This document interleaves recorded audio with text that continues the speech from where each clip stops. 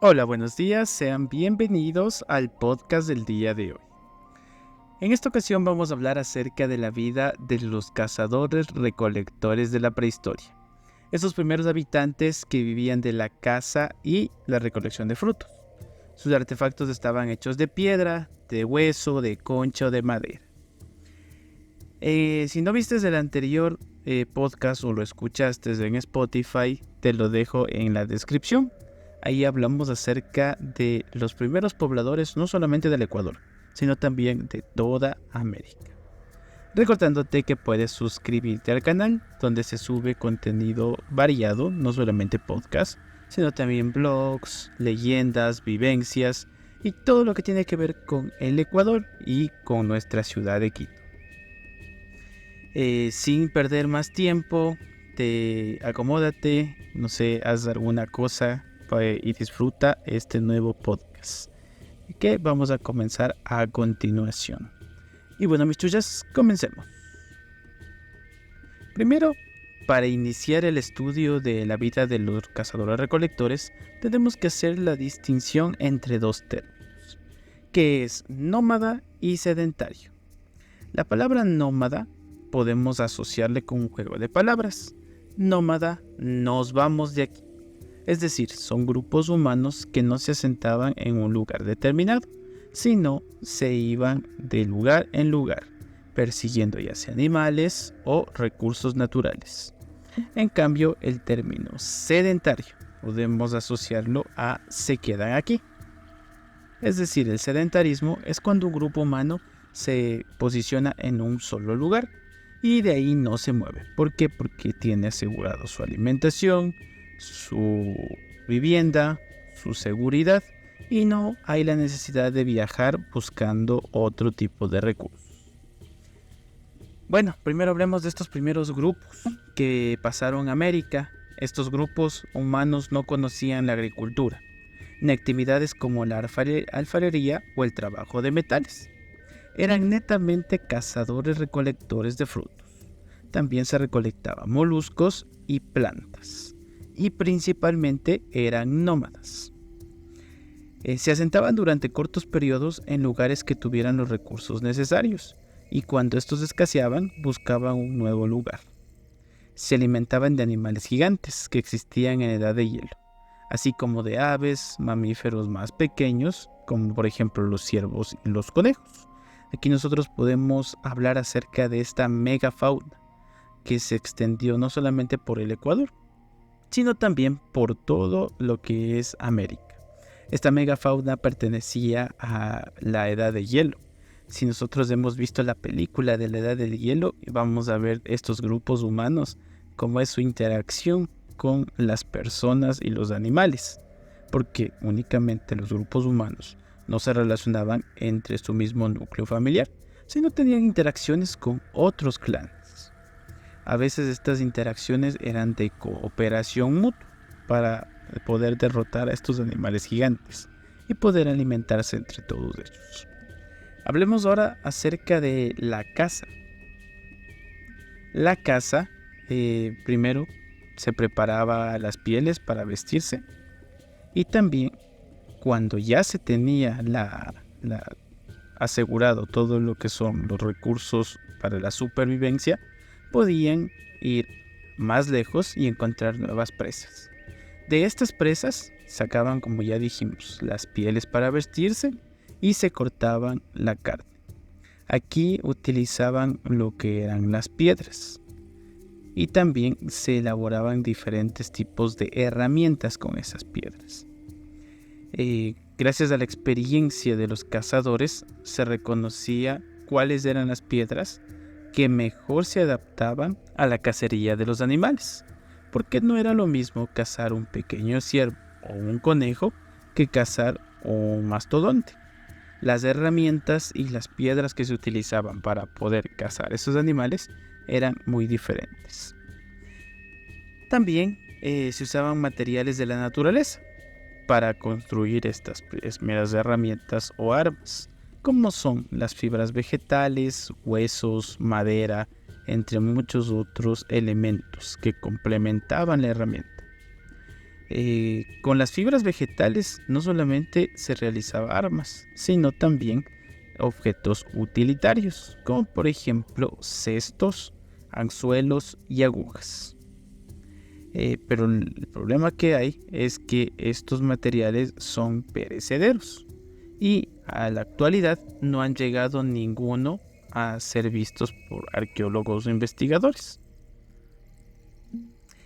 Hablando acerca de los primeros pobladores. Estos primeros pobladores vivían en grupos o bandas.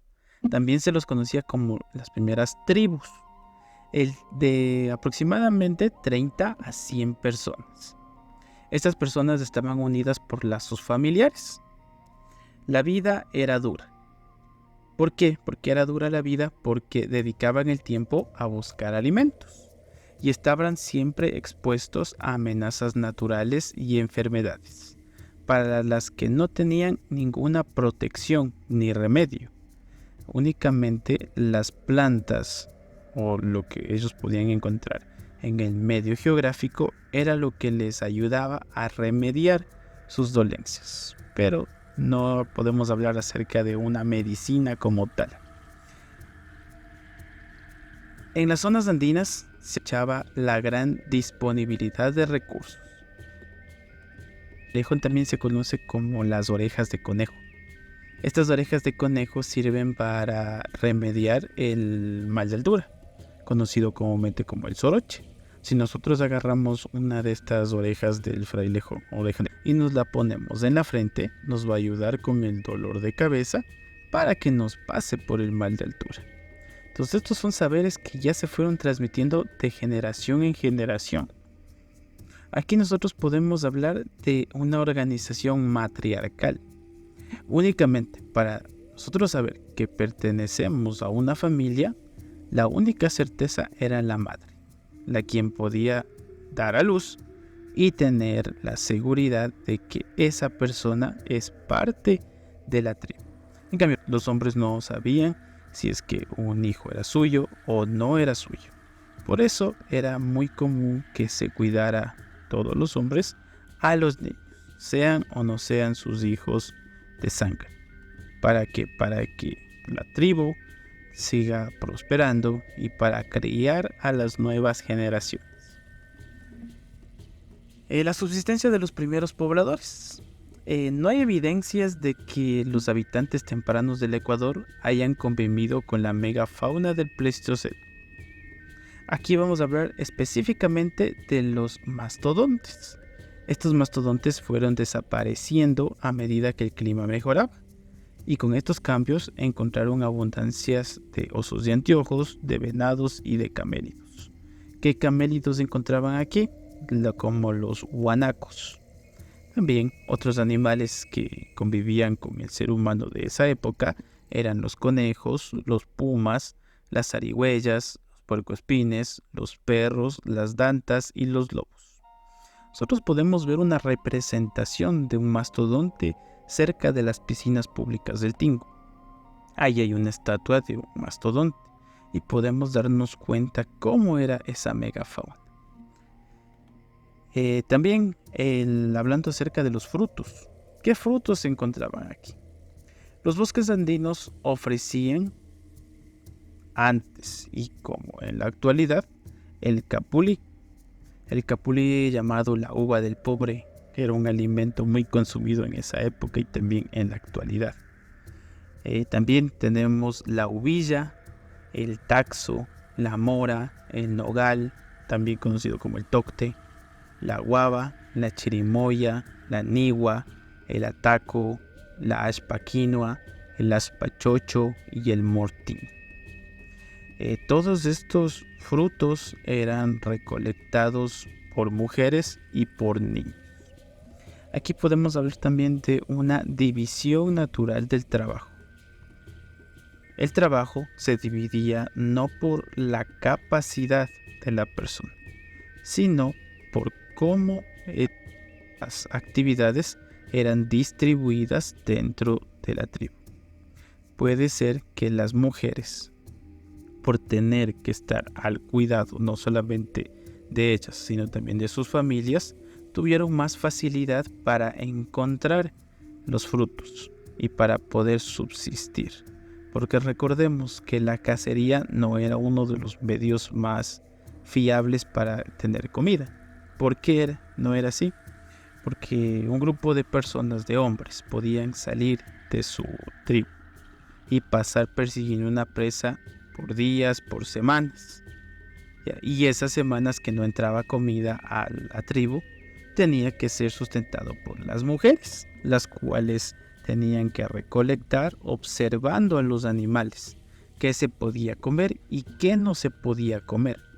Que recordemos que en esa época no había indicaciones de esta planta es venenosa o este fruto te va a hacer mal, sino por medio de la observación pudieron saber qué plantas eran comestibles y qué no.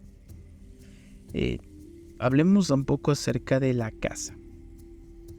Para que la caza fuera exitosa, los cazadores debían manejar una serie de habilidades desarrolladas durante generaciones y adaptadas a los distintos escenarios donde se trasladaban. Los animales eran avistados por los rastreadores. Aquí vemos un trabajo dentro de la cacería, el trabajo de rastreador. Ellos ponían en alerta al grupo. En la cacería de los animales más grandes participaban todos los miembros de la banda.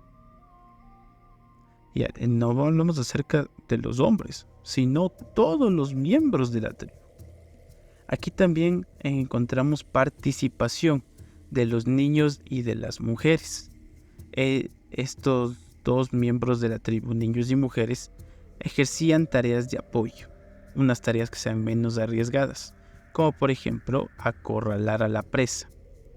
Entonces vemos que la división del trabajo no es porque niños y mujeres pueden hacer un trabajo y no pueden hacer el otro, sino todos trabajaban en conjunto para lograr la supervivencia.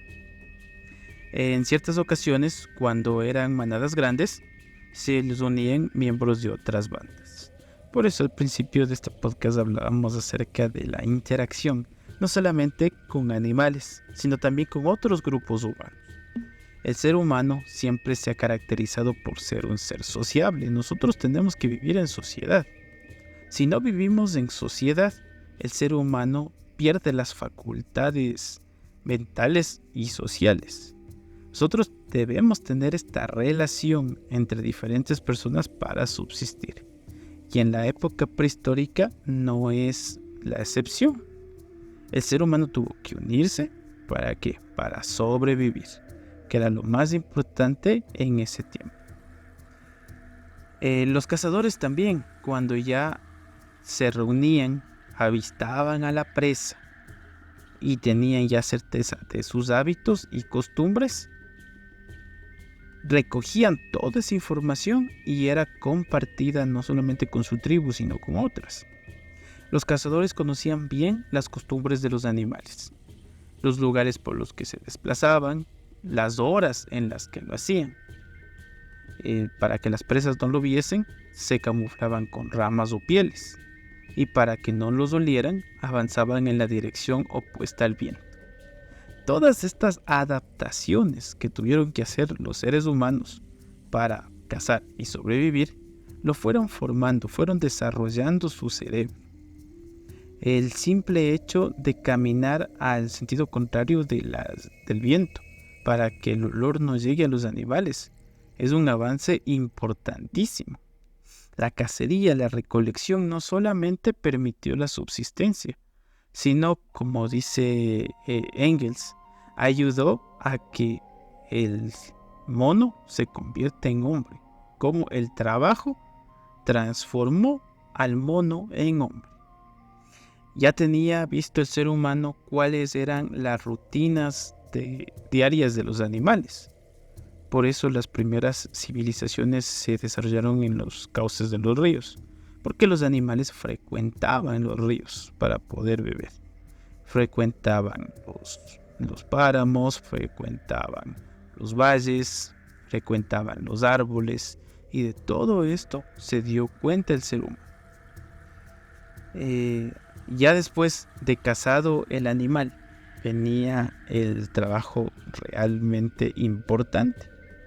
Todo el grupo participaba en el faenamiento de las presas, de las que se usaban casi todas las partes.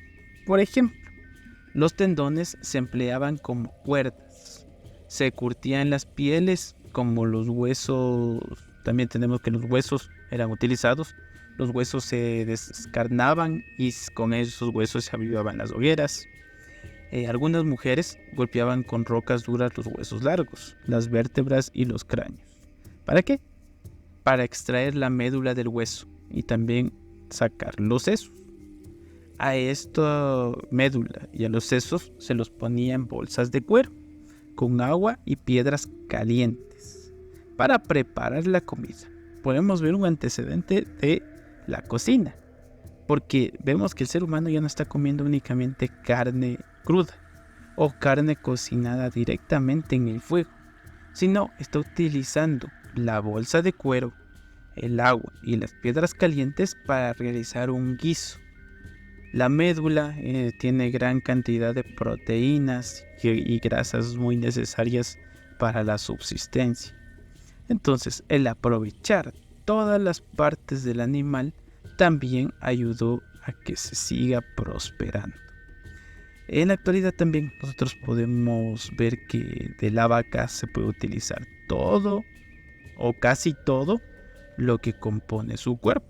Utilizamos la carne para alimentarnos, utilizamos los cuernos para hacer arreglos, utilizamos la piel para hacer cuero, utilizamos las patas para hacer comida, etcétera, etcétera, etcétera.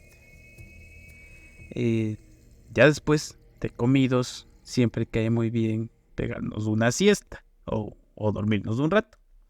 Entonces, ¿qué hacía el hombre primitivo para protegerse? Para protegerse de la intemperie, los cazadores recolectores ocupaban refugios naturales, como cuevas, o también construían refugios temporales de madera y hojas entre la vegetación. Un ejemplo de ello es la cueva de Chopsy, ubicada en la provincia de Azuay. Ahí se encontraron artefactos de piedra, huesos y restos de animales. Es un error que se viene cometiendo desde hace mucho tiempo, llamar cavernícolas a los hombres primitivos. Cavernícolas porque vivían en cavernas supuestamente, pero la realidad no es así. Vivían también en estos pequeños refugios temporales, hechos de maderas y hojas, en donde podían refugiarse no solamente de los fenómenos naturales, sino también de los animales de la noche. Porque recordemos que en la cacería no solamente se utilizaba 1 hora, 2 horas o todo el día. A veces las persecuciones duraban semanas. Y el ser humano, el hombre primitivo, tenía que resguardarse en estos refugios. Hasta nuestros días no ha llegado ninguna evidencia, por el mismo hecho que son materiales que se dañan con el tiempo. Pero las nuevas investigaciones han dicho que también había estos refugios temporales, no solamente las cuevas.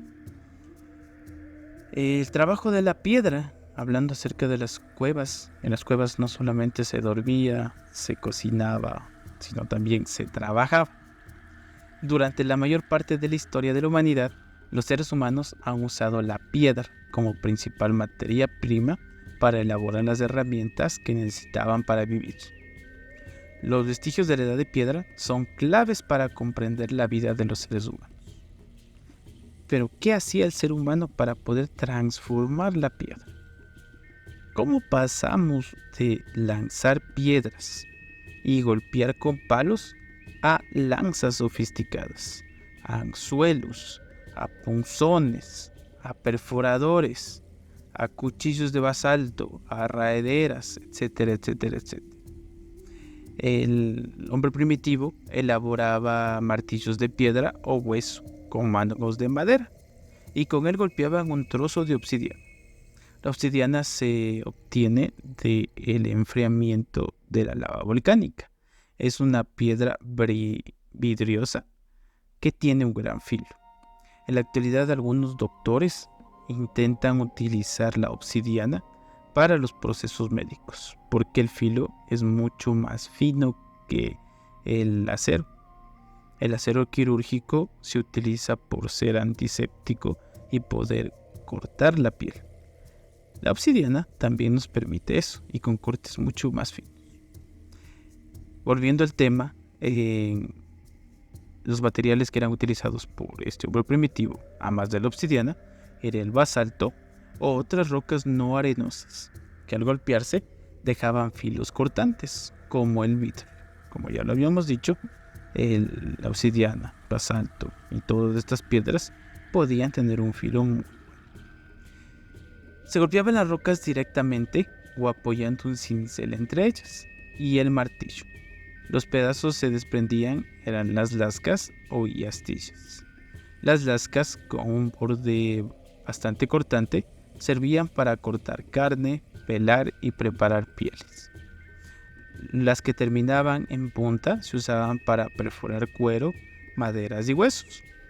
Otras servían para machacar o raspar. Con las astillas se hacían cuchillas, buriles y también eficaces puntas de proyectil para la caza. Todas estas adaptaciones sirvieron para que los primeros habitantes sigan evolucionando, sigan adaptándose y sigan mejorando su modo de vida. Recordemos que estos cambios que vivió el ser humano no fueron cambios de un día para el otro. Fueron cambios que a veces tomaron cientos o miles de años. Así podemos darnos cuenta de dónde venimos y saber para dónde vamos.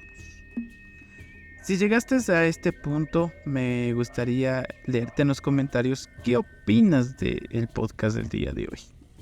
Si es que te gustó algún tema y quieres que lo reforcemos en un podcast posterior, házmelo saber igual en los comentarios. Y si quieres un saludo, escríbelo ahí. Puedes seguirme en mis otras redes sociales. Tengo TikTok, Instagram, Facebook. En Facebook tenemos la página de Chuya Gallardo, en donde subimos contenido extra al que tratamos aquí. Y también acompáñanos no solamente en los podcasts, sino también en los videos, que lo haremos más adelante. Estamos preparando un video de yoga para que conozcas todas las cosas positivas y los atractivos de este lugar que está muy cerca de Quito. Así que te recomiendo suscribirte al canal. Muchas gracias por tu atención y nos vemos la próxima semana. Adiós.